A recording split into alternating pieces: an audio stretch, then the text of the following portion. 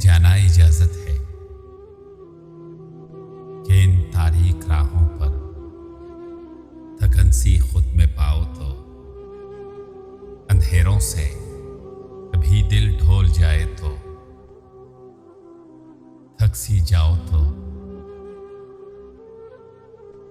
मेरे जलते हुए लम्हों मेरे कंगाल हाथों से छुड़ा के अपने हाथों को फिजा की नगमगी से तुम नई गीतों को चुन लेना। हंसी पलकों की नोकों पर नए कुछ ख्वाब बुन लेना। कोई अगर पूछ ले मेरा तो उससे जिक्र मत करना। मेरे जीवन की जलती दोपहर से बेगरज होकर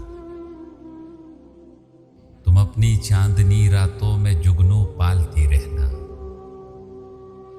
मेरी तन्हाइयों की वहशतों की फिक्र मत करना।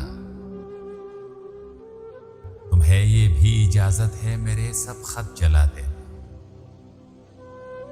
मेरे तोहफों को दरिया में बहाना या दबा देना।